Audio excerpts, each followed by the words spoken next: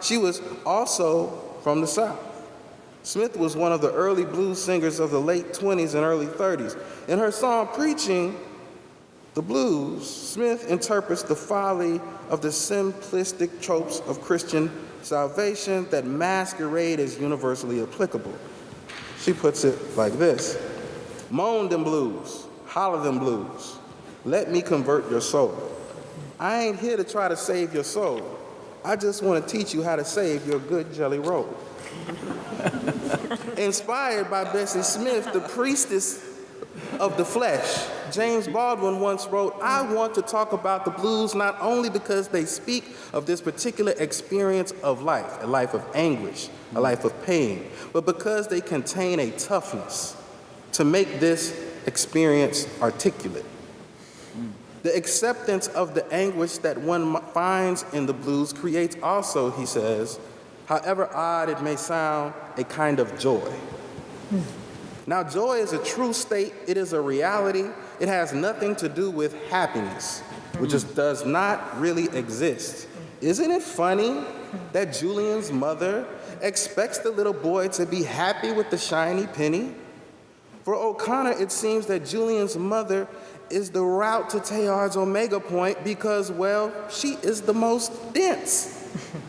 Pun intended. While I recognize that O'Connor is in some ways a product of her time, I cannot help but to trouble her choice to keep the disposition of the black characters in the story largely silent or read through this moment of anger that we see with the black mother. We're often engaged in the density between Julian and his mother and their conversation. Is there convergence with the white worlds of conservatism and liberalism? Right? Are the black characters' convergence with the white worlds of conservatism and liberalism signified simply in their presence on the bus and the anger of the black mother who affirms the fact that the paternalism of white supremacy is about making people of color happy about their exploitation, because every now and then they can get a shiny penny? Hubris and pluriversality. This is how theological hubris operates. It disconnects the sufferings of a people and the sufferings of its central figure, Jesus, so that it is easy to, as Reverend Dr. Malik Joe David Sells has argued, forget that Jesus' death on the cross was a murder. It was a murder committed by an empire as an act of counterinsurgency. It was done to prevent an uprising, a people organized by their own universal principles. The challenge before us, expertly curated by the Curran Center for Catholic Studies in America, could be to allow Baldwin's statement of the blues to situate us in a different question concerning the legacy of everything that rises must converge. The question is this: is this story tough enough to make the experience of anguish and pain suffered by the black passengers articulate? Is it tough enough to interpret and make the anger of the mother transparent? If it is, then it would have done something that perhaps no one in the Western world has managed yet to do, and that is make transparent the moans and shouts of those people cast into the violence of genocide, the hulls of slave ships, colonialism and settler colonialism, and chattel enslavement. The cries of these people are perhaps, as James Noel has argued, ineffable. It would seem that the inventions of productions like the blues, rather than the omega point theory of Teilhard, might get us, or the literary mastery of the grotesque by Flannery O'Connor, may be a better starting point for such a task. You be the judge. As for me, I have a responsibility to the practice of theology. My job is to be careful about how theology enters into universal claims. One must ask whose universal matters, whose grotesque matters. Theologians need not be looking to use their theological imagination to design the globe in the image of their own faith tradition. Instead, there is another option, which I would see as a decolonial option that can invite us into a posture of provincializing theology, that is, make it radically humble by delinking it from the epistemic power gained from the bloody domination of human labor and other systems of relationship with the sources of human life. In my own work, I've argued that the blues is such an option, insofar as it functions as an epistemic reality, a way of knowing that arises from a people, namely their own relationship to space, place, body, divinity, ecology, and my favorite, sound. This is so much more than a cry for an authentic representation of blackness amid the reality of anti-black racism. It is not an ontological project. It is not about inhabiting the carcass of white subjectivity to make it sing, talk, and act black. It is instead an escape, an exit, a fugitivity, a way of knowing that turns its back on the ideals of the American nation state and takes the risk of ups and downs, failed attempts, new starts, moments of insurgency going right, and moments of insurgency going wrong. Such a moment requires a recognition that no universal was ever meant to go global. It is a humble theological activity of disentangling God's love from the bourgeois comforts of life gained through global domination. To disentangle, one must know where the entanglements lie. The sounds of wisdom of the blues engage this entanglement from the graveyard of capital, that colonial womb that is the plantation.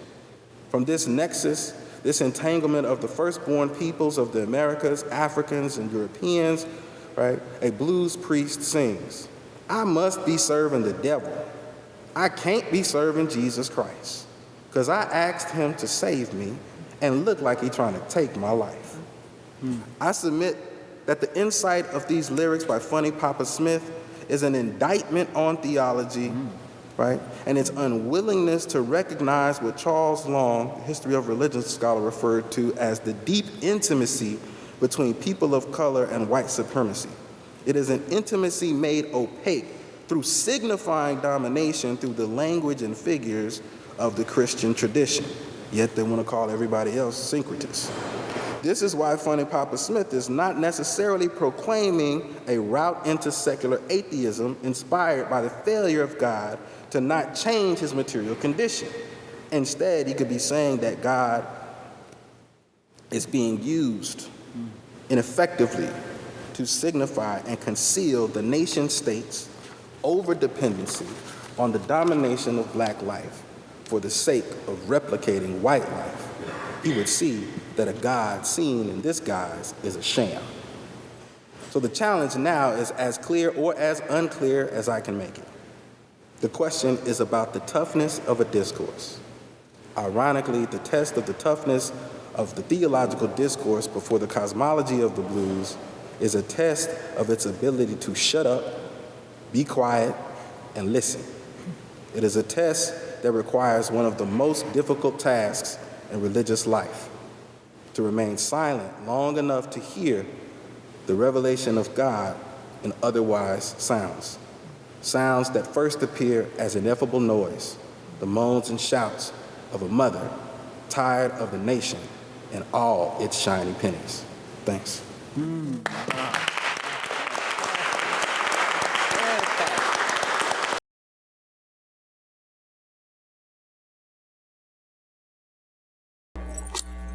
In Flannery O'Connor's story, Everything That Rises Must Converge, she joins many other white American authors who write and have written about race. In fact, race has long been a preoccupation of American literature, both conscious and unconscious. And O'Connor is far from alone in taking on the difficult task of writing about black people from the limited perspective of a white consciousness. Examining O'Connor's work through a theoretical lens that focuses on the ways in which American authors write about race enables us to see more clearly the unique contributions and challenges presented by her fiction. And as we've heard, there certainly are challenges. As might be predicted, given her grounding in Catholic theology and her analogical imagination, her approach proves to be characteristically concerned with incarnation, the physical reality of what it means to be embodied as black and white.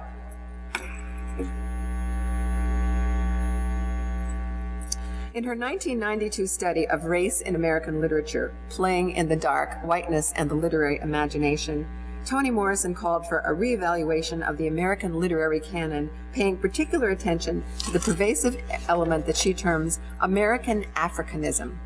Her book serves as a kind of model for the investigation into the ways in which a non-white African-like or Africanist presence was constructed in the United States and the imaginative uses this fabrication served.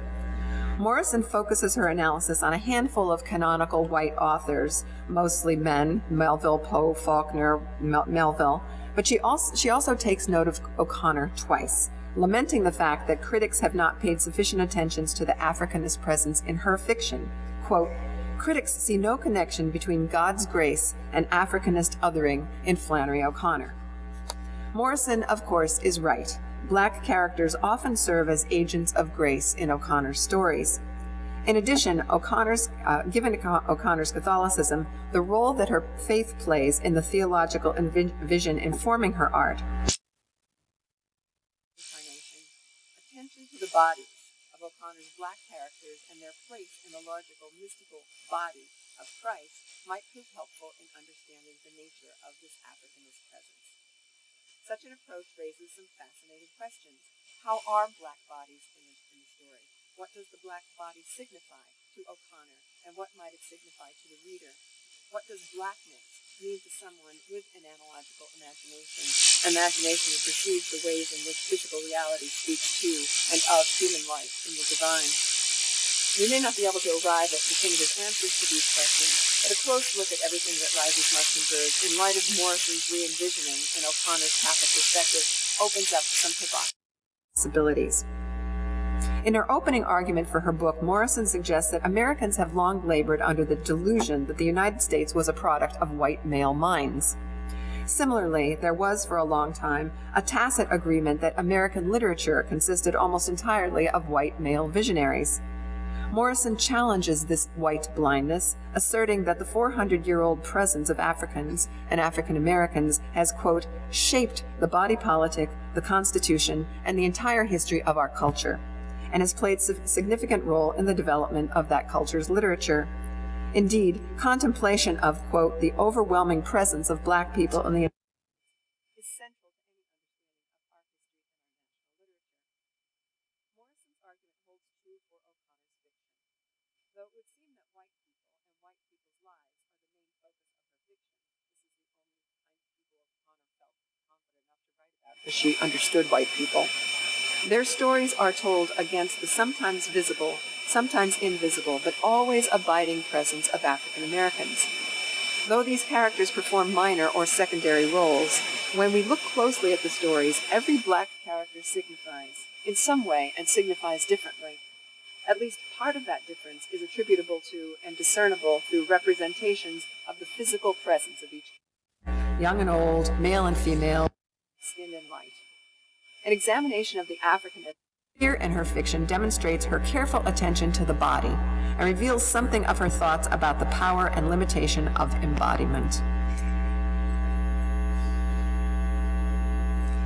The body, and the female body in particular, was of considerable interest to O'Connor, both in terms of her personal life and her vocation. The watershed experience of her life was the diagnosis of lupus she was given when she was 25 years old.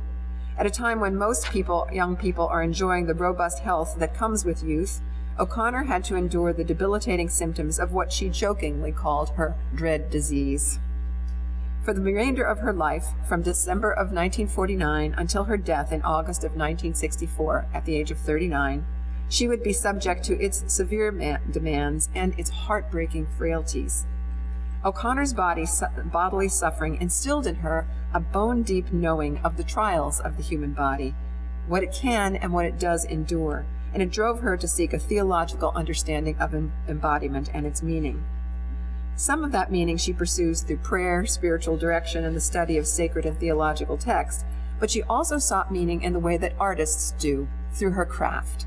Thus, the body figures prominently on O'Connor's fiction as she explores and interrogates the ways in which our physical qualities, both the blessings as well as the afflictions, determine who we are and who we become. At this point, I'd like to bring in a second theoretical perspective to complement Morrison's. In her study, In Fleshing Freedom, Body, Race, and Being, theologian M. Sean Copeland explores the historical perception and treatment of black women's bodies in light of Catholic theology. Beginning with Genesis and the story of creation, Copeland reviews the Judeo-Christian concept of imago Dei, which holds the human body as sacred, since it is made up in the image and likeness of God. Our bodies relate us back to the source of our being, the Creator, and they also connect us to all other human beings. Copeland further reminds us of the fact that as embodied creatures, the body constitutes the ground of our being. It is not merely adjunctive to us, something that is with us. It is us in some deep and abiding way. This is true of all bodies, Copeland argues, and it is true of black bodies. Quote, "To speak this way is to recognize that the black body is the site of divine revelation, and thus is a basic human sacrament. However, our encounter with black bodies as Americans, and with female bodies in particular, has been shaped by the historical matrix of slavery.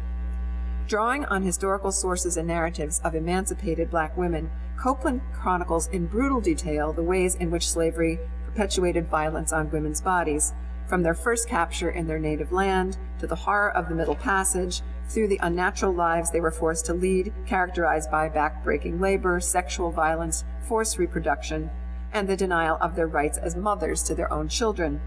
This latter abuse is a particular violence that marked the lives of enslaved women, quote, who bore life only to surrender their children to the maw of the plantation, to an order and a culture of death." Morrison, in Playing in the Dark, also comments on this phenomenon as a key feature of the inherited perception of African American women. As a result of being taken from their own mothers, as well as suffering the loss of their children, quote, "slave women are natally dead, with no obligation to their offspring or to their own parents." This historically created a circumstance in which black women, insofar as they had any maternal instincts, were required to direct their attention to the needs of white children in the families they were owned by. Thus, they would become nannies and mammies, black bodies that served as substitutes for the white mothers who had given birth to the children, as well as serving as sexual surrogates for their white mistresses as they endured the outrage of rape by their masters and the indignity of having to give birth to the illegitimate children that resulted from this sexual violence. These are just a few of the ways in which the black body, theoretically a human sacrament, is defaced and desecrated by slavery, and that violation has continued long after the replacement of the official institution of slavery with the unofficial institution of racism.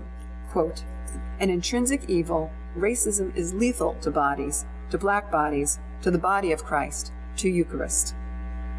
The body possessed by a black woman is thus defined not only by its evident physical characteristics, it is also inscribed by history. At this point, I'd like to bring in one last theoretical perspective. And of course, my machinery is once again not cooperating with me, so I may just have to give it up unless there's help in the audience.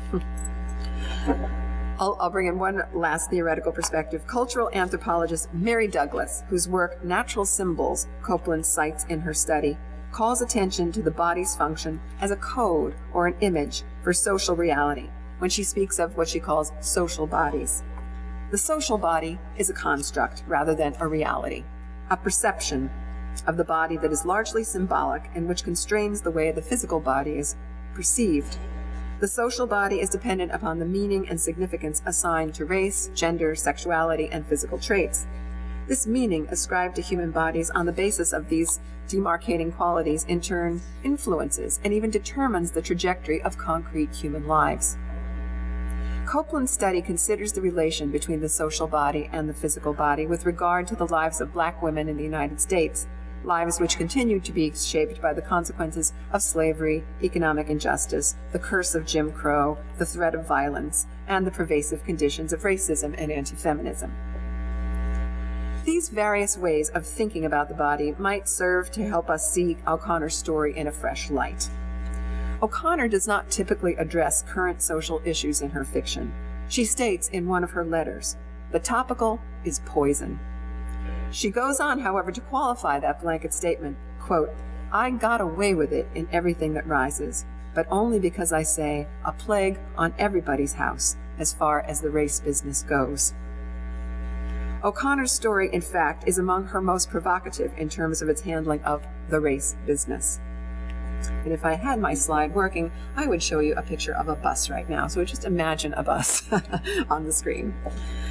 When the large black woman and her son board the bus that Julian and his mother are riding on, they could not be more different from them in outward appearance, but we gradually come to recognize them as a shadow version of the pair.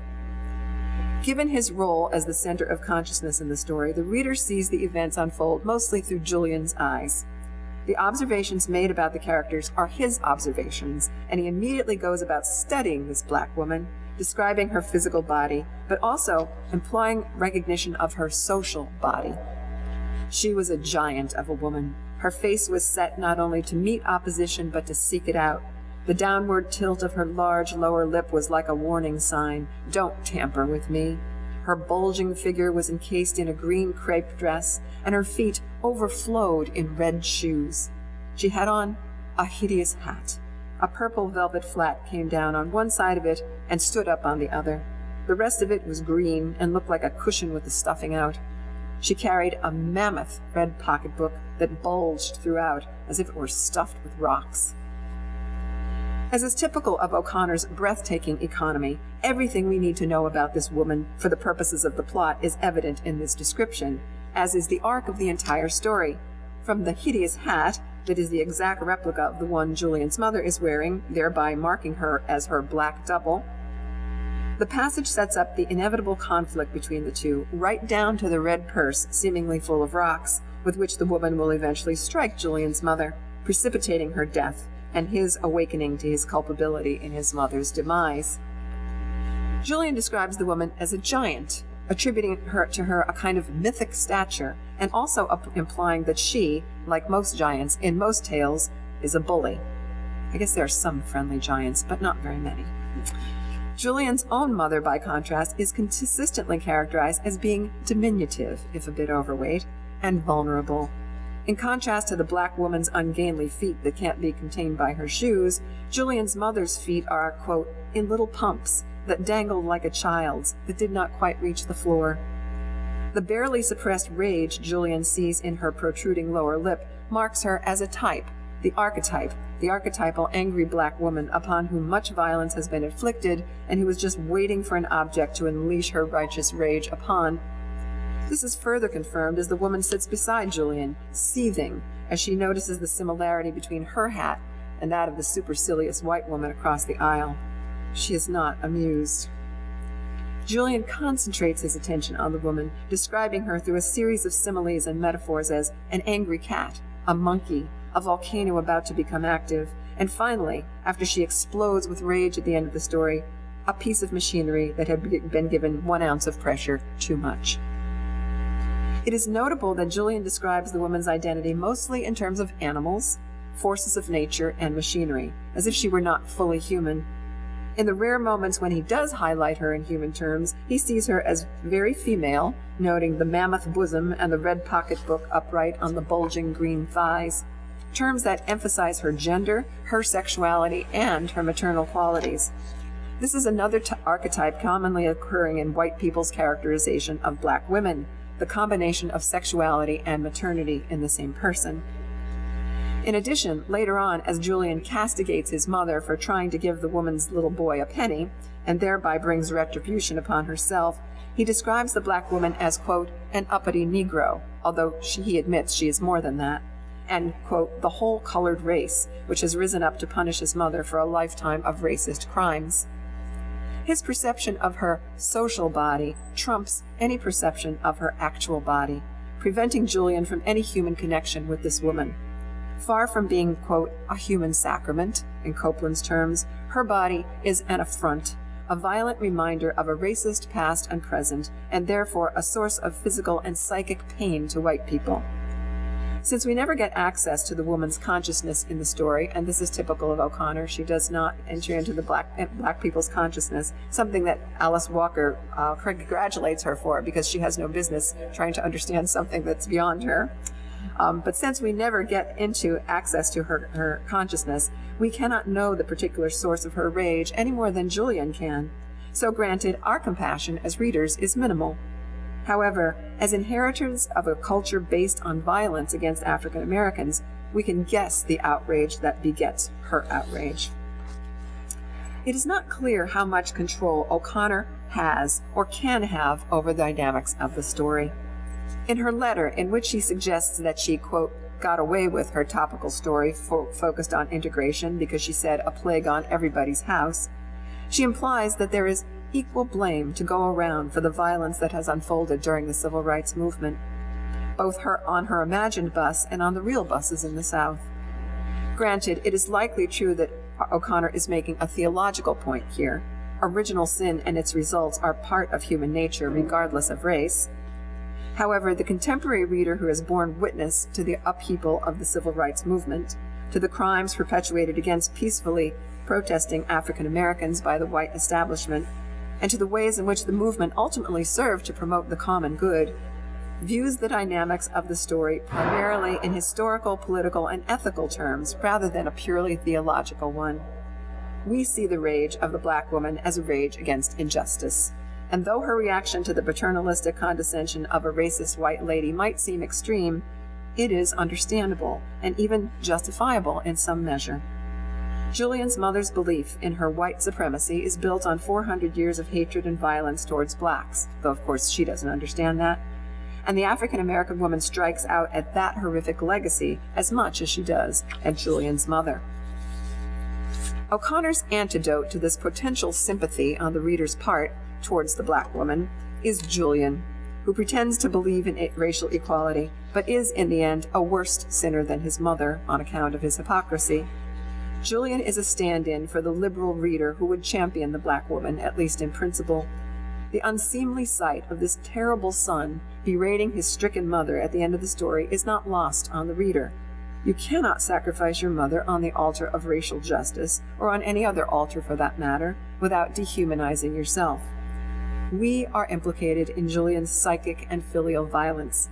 So yes, O'Connor effectively condemns everyone, including Julian's mother, who prefers to live in a world based on exploitation of black people rather than one based in equality. But in many ways, representative racist that she may be, she is not the worst person in the story.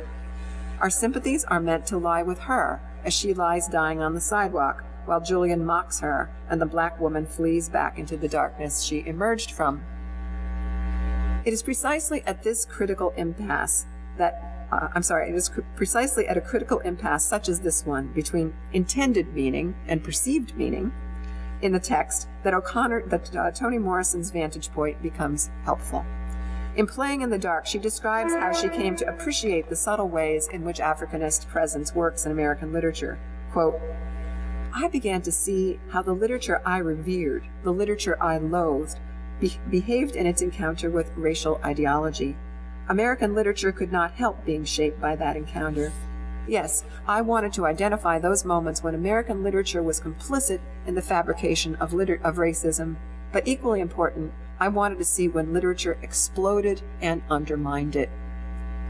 This story, I would suggest, represents one of those occasions when literature works to undermine the author's intended message, suggesting at one level what the author means to say, but implying something more besides. Morrison goes on to say that as a writer reading the work of other writers, she came to realize an obvious and very Freudian truth, quote, the subject of the dream is the dreamer. The fabrication of an Africanist persona is a meditation on the self, a powerful exploration of the fears and desires that reside in the writerly consciousness. Thus seen, the black woman on the bus becomes an embodiment of O'Connor's own fears of black rage and violence, just as she is a fulfillment of Julian's mother's fears of riding on the bus alone at night. Published in 1961, O'Connor's story is prescient, capturing the sense of foreboding much of the white population of the South felt when they found themselves lost in unexplored territory in terms of the nature of the relationship now shared by the races. This lostness is echoed in Julian's mother's final words in the story, as she wanders aimlessly down the alien sidewalk in a world she no longer belongs to or even recognizes. "Home," she muttered. "Home," she said thickly. The home she wants to return to is the world of her childhood, wherein white people, like her grandfather Godhigh, who owned 200 slaves, held their rightful place, a world wherein black people were subject and, quote, better off when they were slaves. O'Connor, of course, does not endorse or romanticize such a world. She is no Margaret Mitchell, and everything that rises is no Gone with the Wind. But she renders the loss felt by Southerners of previous generations, as well as some members of her own, with sympathy and with compassion. And it's a sympathy and a compassion that this contemporary reader is unlikely to share. It is also worth noting that O'Connor explores this psychic terrain by means of the parent-child relationship. This is so central to her life. There are subtle and overt ways in which the large woman and her son Carver serve as black doubles for both Julian and his mother, beginning with the fact that both women wear the same hat, and following through to Julian identifying the woman as his mother's black double as she lays dying. In addition, Julian and Carver are reflected images of one another. It's interesting how both of the boys or the children are named, but the mothers are not. They just are mothers. He observes as the large woman sits next to him and Carver sits next to his mother. He notes that she and the woman had, in a sense, swapped sons. This doubling functions as a way of blurring the color line, which Julian's mother and white people in general have tried so hard to establish and preserve through institutions such as slavery, segregation, and the KKK. This doubling leads eventually to violent convergence of whiteness and blackness, which topples cultural hierarchy like a house of cards, and returns the characters to the basic relationship that forms the ground of their selfhood, the parent-child relationship.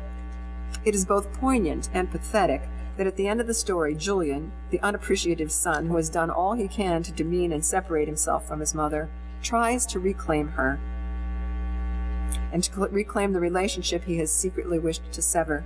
As she stumbles away from him in her delirium, not recognizing him as her own, he is reduced to the status of a weeping child. "Mother," he cried, "darling, sweetheart, wait, Mama, Mama." Meanwhile, the other child in the story, Carver, is wordlessly spirited away by his mother, the little boy staring wide-eyed over her shoulder after she has defended him against the white woman's paternalistic act, one that she perceives as a form of social violence and an attempt to reestablish the color line that desegregation was designed to erase. "Teach your children well" is a classic directive that often occurs to me in connection with this story. Though the black woman is surely mistaken in the lesson she imparts to her child, that one fights violence with violence, she is motivated by the maternal desire to protect her son and clearly means well, as does her white double, Julian's mother, who attempts to pass on her racist vision rooted in violence to her son. This is a case of mothers behaving badly, though for different reasons and in different ways, and in the case of Julian, sons as well. In addition to the white-black doubling in the story, there's another instance of doubling. The black woman who is Carver's mother, and Caroline, the African-American nanny who took care of Julian's mother when she was a child, and whom she asks for when she is dying. These two mothers are, in a sense, antitheses of one another. Like the slave woman that Morrison describes, who are rendered natally dead to their own children in order to serve as surrogate mothers to white children, Caroline embodies a distinctly Africanist mother figure. In response to the conflict with the physical black body of the woman she encounters on the bus, Julian's mother flees in her own mind to the social black body of her nanny, as well as to the old dispensation wherein black people occupied a distinct place in the culture and lived their lives in service to whites. Morrison describes this dynamic of the reckless, unabated power of a white woman gathering identity unto herself from the wholly available, serviceable lives of Africanist others. In exploring these mother-child pairings and the power dynamics inherent within them, O'Connor was, quote, dreaming and redreaming her own problematic relationship with her mother, in addition to exploring her own troubled and ambivalent relationship to blacks, to the South, and to civil rights. And if my screen were working, I would now put up a picture of Flannery O'Connor and her mother, Regina O'Connor. The parent-child conflict between O'Connor and her mother is well documented by biographers and critics, and is perhaps most fully recorded by O'Connor herself in her letters, wherein she often regales her correspondents with stories that demonstrates the way in which she and Regina O'Connor made for poor housemates. I don't have time to go into the complex relationship Flannery and Regina shared in any detail. Suffice it to say that though they loved one another, they did not see eye to eye. This situation caused daily friction between them. One might assume such a scenario would prove a recipe for a disastrous family life, but this was not the case. Flannery once quipped, "I come from a family where the only emotion respectable to show is irritation. In some, this tendency produces hives. In others, literature. In me, both." In fact, O'Connor's stories are full of mothers and daughters, as well as mothers and sons, fathers and sons, etc., who give each other hives. The sources of their difference vary greatly, as do the sources of difference from family to family. But the particular dynamic we see in Julian and his mother, between an intelligent or educated daughter and son with a less enlightened mother, shows up again and again and again in O'Connor's stories and novels. In fact, for O'Connor, the parent-child nexus borders on a kind of creative obsession. As Morrison suggests, the subject of the dream is always the dreamer. As is evident in this reinterpretation of Everything That Rises Must Converge, viewing her through the lenses of Toni Morrison, Sean Copeland, and Mary Douglas demonstrates O'Connor's preoccupation with the destabilizing effect of black bodies on white lives. The black bodies encountered by Julian and his mother present a radical challenge to their perceptions of the world and irreparably alter their lives. Much as they may wish to, they cannot return to the state of willful ignorance they once enjoyed. Though still partially blinded by their whiteness, they perceive at least a glimpse of a new dispensation, or more precisely, a dispensation that always existed but they were unaware of, one in which race is a relative rather than an absolute condition, and one wherein they are bound in mysterious ways to the black bodies they previously despised or feared or simply failed to see. They may try to reject this new terrible knowledge, but what is seen cannot be unseen. Considering the complexity of the role played by black bodies in O'Connor's story challenges some of the more conventional received readings, even as it raises questions about O'Connor's level of consciousness and control over these dynamics.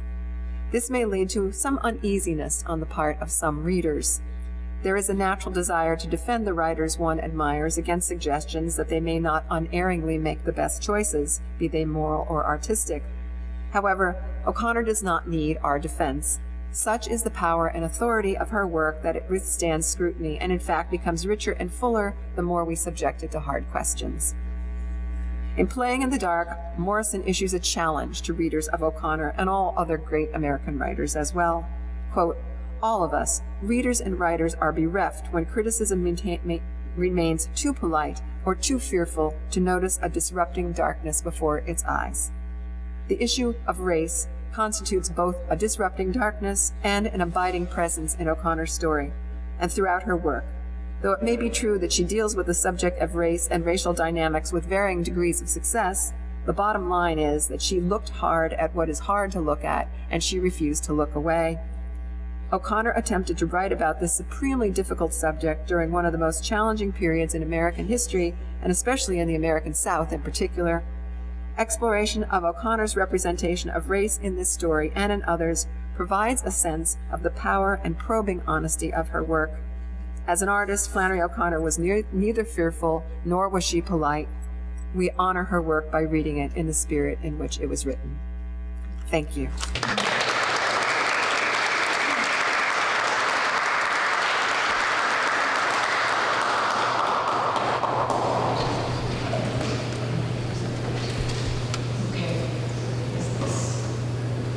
Can you hear me? Okay. Great. Thank you. A little closer. Right. You can hear me now? Yes? Okay, good. So, thank you, first of all, Angela, and for these wonderful talks that have been given. I'm the theater director, so I'm going to be talking about the piece that I put together from this story. I think it's interesting, though, that the first story that Flannery O'Connor wrote was a story about a black laundress called The Coat and her partner. And a lot of people don't know this because that story was not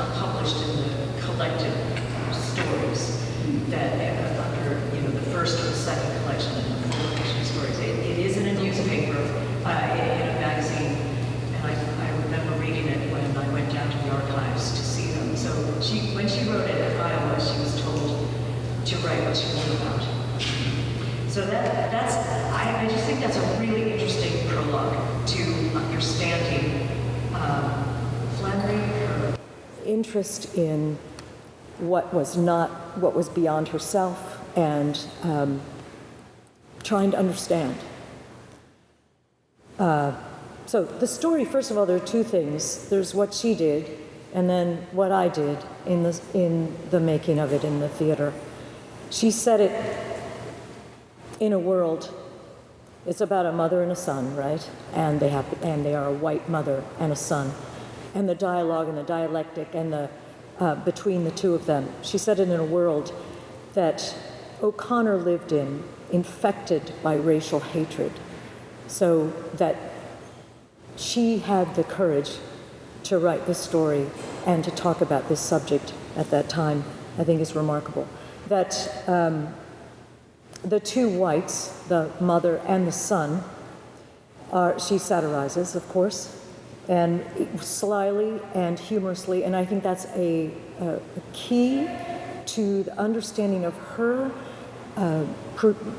way of looking at the world, and the way that she writes. It's very much from an angle of the comedic, and I think of the comic in a larger sense, and I think she's reaching for something larger, because there's a huge struggle now. We've had talkbacks at every one of our. We've been in and out of prison. We were at Loyola University in Chicago. We went to our first performance was in front of 500 15-year-olds at St. Ignatius on the South Side. That was baptism by fire with a talkback, and talkbacks almost with the